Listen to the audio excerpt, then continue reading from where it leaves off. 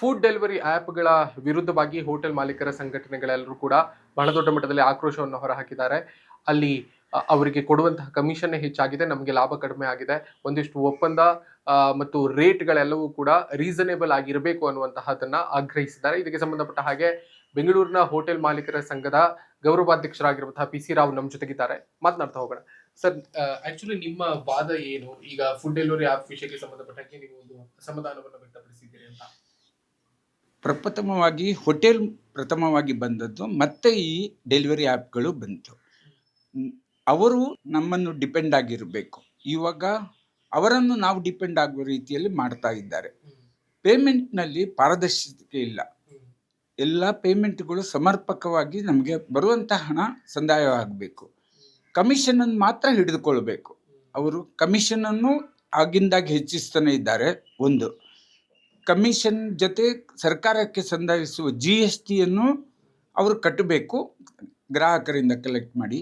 ಆ GST ಮೇಲೂ commission ತೆಗೆದುಕೊಳ್ತಾರೆ. ಇದಲ್ಲದೆ ಇಂಡೈರೆಕ್ಟ್ ಡಿಡಕ್ಷನ್ಸ್ ತುಂಬ ಆಗ್ತದೆ. ಅವರು ಅವರಾಗೆ ಅಡ್ವರ್ಟೈಸ್ಮೆಂಟ್ ಚಾರ್ಜಸ್ ಅಂತ ಹಾಕ್ತಾರೆ, ಅದರ ಚಾರ್ಜಸ್ ಅಂತ ತೆಗೆದುಕೊಳ್ತಾರೆ. ಇದಾದ ಮೇಲೆ ಮಾಪಪ್ ಚಾರ್ಜಸ್ ಅಂತ ತೆಗಿತಾರೆ, ಗೇಟ್ವೇ ಚಾರ್ಜಸ್ ಅಂತ ತೆಗಿತಾರೆ, ಲಾಂಗ್ ಡಿಸ್ಟೆನ್ಸ್ ಚಾರ್ಜಸ್ ಅಂತ ತೆಗಿತಾರೆ. ಇನ್ನು ಅರ್ಜೆಂಟ್ ಡೆಲಿವರಿ ಅಂತ ಬೋಲ್ಟ್ ಲೆವಿ ಅಂತ ಹೇಳ್ಬಿಟ್ಟು ನಮ್ಮ ಮೇಲೆ ಹಾಕ್ತಾರೆ. ಈ ರೀತಿ ಒಂದೊಂದು ಆ್ಯಡ್ ಆನ್ ಸರ್ವಿಸ್ ಚಾರ್ಜ್ ಆಗಿ ನಾವು 1,000 ರೂಪಾಯಿಯ ಒಂದು ಬಿಲ್ಲಿಂಗ್ ಆದರೆ ಅದರಲ್ಲಿ ನಮಗೆ ಸಂದಾಯ ಆಗ್ತಾ ಇರೋದು 450ರಿಂದ 500 ರೂಪಾಯಿ ಮಾತ್ರ. ಅರೌಂಡ್ 50%ಕ್ಕಿಂತ ಅಧಿಕವಾದಂಥ ಕಡಿತವನ್ನು ಮಾಡಿ ಸಂದಾಯ ಮಾಡ್ತಾ ಇದ್ದಾರೆ. ಒಂದೆರಡು ಕೇಸ್ ಆದರೆ ಪರವಾಗಿಲ್ಲ.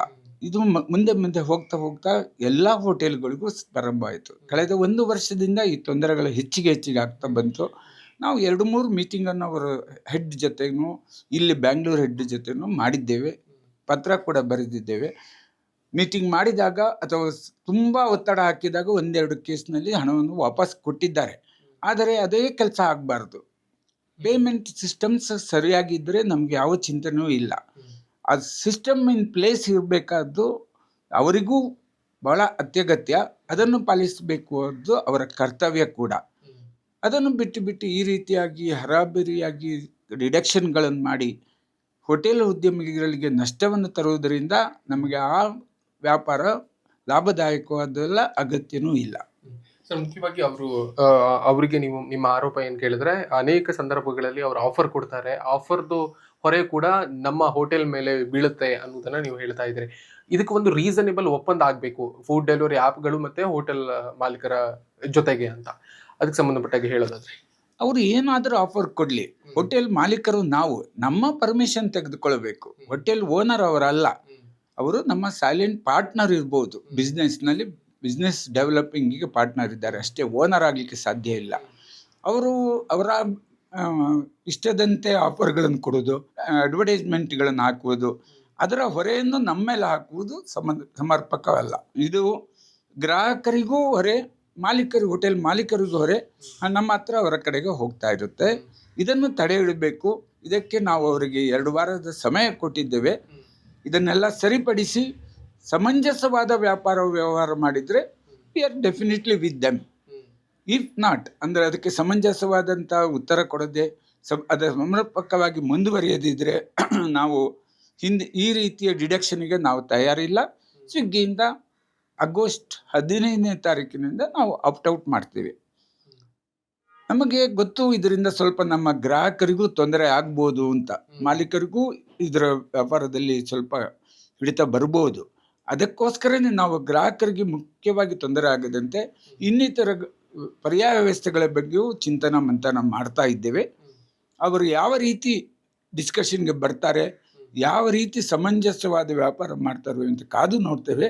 ಈಗ ಹೋಟೆಲ್ಗಳಲ್ಲಿ ಈಗ ಏನು ಆಹಾರ ಪದಾರ್ಥಗಳ ಬಗ್ಗೆ ರೇಟ್ಗಳು ಜಾಸ್ತಿ ಆಗಿದೆ ಅಂತ ಗ್ರಾಹಕರು ಅಸಮಾಧಾನವನ್ನು ವ್ಯಕ್ತಪಡಿಸ್ತಾ ಇದ್ದಾರೆ. ಈಗ ಈ ತರದ ಫುಡ್ ಡೆಲಿವರಿ ಆ್ಯಪ್ಗಳು 1 to double ಈ ರೀತಿಯಾಗಿ ರೇಟ್ಗಳನ್ನು ಹೈಕ್ ಮಾಡೋದು, ಇದೆಲ್ಲವೂ ಕೂಡ ಒಂದಿಷ್ಟು ಅಸಮಾಧಾನ ಗ್ರಾಹಕರಲ್ಲಿ ಇದ್ದೇ ಇದೆ.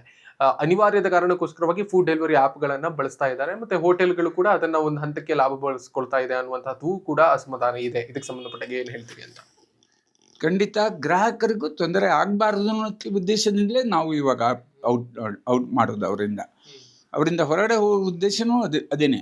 ನಮಗೆ ಬೆಲೆ ಕಡಿತವಾಗಿದ್ದಂಗೆ ಅವರಿಗೆ ಬೆಲೆ ಅಧಿಕ ಆಗ್ತಾ ಇದೆ. ಈ ಎರಡನ್ನೂ ನೋಡಿಕೊಂಡು ನಮ್ಮ ಗ್ರಾಹಕರ ಹಿತಚಿಂತನೆ ಬಗ್ಗೆನೂ ಚಿಂತನೆ ಮಾಡಿ, ಅದರ ಜೊತೆ ಮಾಲೀಕರ ಬಗ್ಗೆನೂ ಚಿಂತನೆ ಮಾಡಿ ಸ್ವಿಗ್ಗಿಯಿಂದ ಹೊರಗಡೆ ಬರ್ತಾ ಇದ್ದೇವೆ. ಮತ್ತೆ ಇದಕ್ಕೆ ಸಂಬಂಧಪಟ್ಟ ಹಾಗೆ ಈಗ ಬೆಲೆ ಏರಿಕೆ ಮತ್ತು ಅದು ಬೆಲೆ ಇಳಿಕೆ ಮಾಡುವಂತ ಸಂಬಂಧಪಟ್ಟ ಹಾಗೆ ಅಥವಾ ಹೋಟೆಲ್ ಮಾಲೀಕರ ಜೊತೆ ಮತ್ತೆ ಈ ಫುಡ್ ಡೆಲಿವರಿ ಆ್ಯಪ್ಗಳ ಮಾಲೀಕರ ಜೊತೆಗೆ ಅಥವಾ ಅದರ ಆರ್ಗನೈಸೇಷನ್ ಜೊತೆ ಒಂದು ಒಪ್ಪಂದ ಮಾಡಿಕೊಂಡು ಅಥವಾ ಸಮನ್ವಯ ಸಾಧಿಸೋದಕ್ಕೆ ಏನಾದರೂ ಮಾತುಕತೆ ಆಗಿದೆಯಾ? ಮನವಿಗಳು, ಅಪ್ರೋಚ್ಗಳು ನಿಮ್ಮ ಕಡೆಯಿಂದ ಆಗಿದೆಯಾ? ಅವ್ರ ಕಡೆಯಿಂದ ನಿಮ್ಗೆ ಏನಾದರೂ ಬಂದಿದೆಯಾ ಸಂಬಂಧಪಟ್ಟ ಹಾಗೆ? ಖಂಡಿತ ಈಗಾಗಲೇ ಅವರಿಗೆ ಸಂದೇಶ ಹೋಗಿದೆ ಬೆಂಗಳೂರಿನ ಹೆಡ್ಗಳಿಂದ. ಅವರ ಜೊತೆ ನೆಕ್ಸ್ಟ್ ವೀಕು ನಾವು ಮಾತುಕತೆ ಮಾಡ್ತೇವೆ. ಅವರ ಮುಂದೆ ಬಂದು ಮಾತುಕತೆ ಬರೀ ಮಾತುಕತೆಯಲ್ಲಿ ಆಗಬಾರ್ದು, ಅದು ಕಾರ್ಯಸೂಚಿಯಲ್ಲಿ ಆಗಬೇಕು, ಕಾರ್ಯಗತವಾಗಬೇಕು. ಅವರು ಒಪ್ಕೊಂಡು ಹೋಗಿ ಮತ್ತೆ ಅದೇ ಚಾಳಿಯನ್ನು ಮುಂದುವರಿಸಿದರೆ ಪ್ರಯೋಜನ ಆಗೋದಿಲ್ಲ, ನಮಗೂ ಅದು ಸಮಂಜಸವಾಗೋದಿಲ್ಲ. ಒಂದು ಒಪ್ಪಂದ ಮಾಡಿ ಅಗ್ರಿಮೆಂಟ್ ಮಾಡಿ ಈ ರೀತಿಯ ಕಮಿಷನ್ ಇಷ್ಟು ಮತ್ತೆ ಅದರ ಮೇಲೆ ಸರ್ಕಾರಕ್ಕೆ ಕೊಡುವ GST ಇದು ಮಾತ್ರ ಅವರ ಪಾಕೆಟಿಗೆ ಹೋಗಬೇಕು, ಉಳಿದದ್ದೆಲ್ಲ ಮಾಲೀಕರಿಗೆ ಬರಬೇಕು. ಸರ್ಕಾರಕ್ಕೆ ಸಂದಾಯಿಸುವ GST ಮೇಲೂ ಕಮಿಷನ್ ತೆಗೆದುಕೊಳ್ತಾರೆ. ಸರ್ಕಾರಕ್ಕೆ ಕಟ್ಟುವುದು ಗ್ರಾಹಕರಿಂದ ತೆಗೆದುಕೊಂಡು ಕಟ್ಟುವುದು, ಅದಕ್ಕೆ ಮೇಲೆ ಸರ್ವಿಸ್ ಚಾರ್ಜ್ ಬೇಕಾಗಿಲ್ಲ. ಇವೆಲ್ಲವೂ ನಮ್ಮ ಅಗ್ರಿಮೆಂಟಲ್ಲಿ ಇಲ್ಲದಂಥ ರೀತಿಯಲ್ಲಿ ಕಡಿತ ಮಾಡುವುದು ಸಮಂಜಸವಲ್ಲ. ನೋಡೋಣ, ಕಾದು ನೋಡೋಣ, ಅವ್ರ ಜೊತೆ ಮಾತಿಗೆ ಯಾವ ರೀತಿ ಸಫಲ ಆಗ್ತದೆ ಅಂತ ಕಾದು ನೋಡೋಣ. ಸರ್, ಕೊನೆಯದಾಗಿ ಈಗ ಸ್ವಿಗ್ಗಿ ಅಥವಾ ಝೊಮ್ಯಾಟೊ ಅಂತ ಫುಡ್ ಡೆಲಿವರಿ ಆ್ಯಪ್ಗಳನ್ನು ಹೊರತಾಗಿ ಬೆಂಗಳೂರಿನ ಹೋಟೆಲ್ನ ಮಾಲೀಕರು ಒಂದು ಪರ್ಯಾಯ ವ್ಯವಸ್ಥೆಯನ್ನು ಕಂಡುಕೊಳ್ಳುವುದಕ್ಕೆ ಏನಾದರೂ ಪ್ಲಾನ್ ಮಾಡಿದ್ದೀರಾ? ಈಗಾಗಲೇ ಓನ್ಲಿ ಅನ್ನೋರ ಜೊತೆ ಟೈಅಪ್ ಮಾಡಿದ್ದೇವೆ. 0 ಕಮಿಷನ್ಗೆ ನಮ್ಮ ಗ್ರಾಹಕರಿಗೆ ಅದು ಸಿಗಲಿದೆ. ನಮ್ಮ ನೆಚ್ಚಿನ ಗ್ರಾಹಕರು ಆದಷ್ಟು ಮಟ್ಟಿಗೆ ಓನ್ಲಿಗೆ ಪರಿವರ್ತನೆ ಆಗಬೇಕು. ಈ ತಕ್ಷಣದ ಸಂದರ್ಭದಲ್ಲಿ ಝೊಮ್ಯಾಟೊವನ್ನು ಕಂಟಿನ್ಯೂ ಇರ್ತದೆ. ಝೊಮ್ಯಾಟೊದನ್ನು ನಾವು ಸ್ಥಗಿತ ಮಾಡ್ತಾ ಇಲ್ಲ. ಅವರು ನಮ್ಮ ಮಾತಿಗೆ ಸ್ವಲ್ಪ ಮಟ್ಟಿಗೆ ಬಂದಿದ್ದಾರೆ, ಸರಿಪಡಿಸ್ತಾ ಇದ್ದಾರೆ. ಅದನ್ನು ಕಾದು ನೋಡ್ತೇವೆ. ಓನ್ಲಿ ಬಂದಿದೆ. ಇದಲ್ಲದೆ ಇನ್ನೊಂದು 15 ದಿವಸದಲ್ಲಿ ಫ್ಲಿಪ್ಕಾರ್ಟ್ ಕಂಪನಿ, ಓನ್ಲಿ ರ್ಯಾಪಿಡೋದ ಕಂಪನಿಯವರಿಂದ 0 ಕಮಿಷನ್, ಫ್ಲಿಪ್ಕಾರ್ಟ್ ಕೂಡ ಬರ್ತಾ ಇದೆ 15 ದಿವಸದಲ್ಲಿ. ಅವರ ಜೊತೆನೂ ನಾವು ಟೈಅಪ್ ಮಾಡಿದ್ದೇವೆ. ನಮ್ಮ ಗ್ರಾಹಕರಿಗೆ ಮುಂದಿನ ದಿನಗಳಲ್ಲಿ ಯಾವುದೇ ರೀತಿ ತೊಂದರೆ ಆಗದಂತೆ ನಾವು ಕೂಡ ನೋಡ್ತೇವೆ. ಸ್ವಿಗ್ಗಿ ಜೊತೆಗೆ ಒಪ್ಪಂದವನ್ನು ಕಡಿತಗೊಳಿಸ್ತಾ ಇದ್ದೀವಿ. ಅವರು ಸರಿಯಾಗಿ ಮಾರ್ಗದಲ್ಲಿ ಬರದೇ ಇದ್ದರೆ ಎರಡೂ ಆಪ್ಷನ್. Thank you. ಇದು PC ರಾವ್ ಅವರ ಮಾತುಗಳು. ಕ್ಯಾಮರಾ ಪರ್ಸನ್ ನಂದೀಶ್ ಜೊತೆ ಶ್ರೀರಾಜ್ ಬುಕ್ವಾಡಿ, ಬೆಂಗಳೂರು.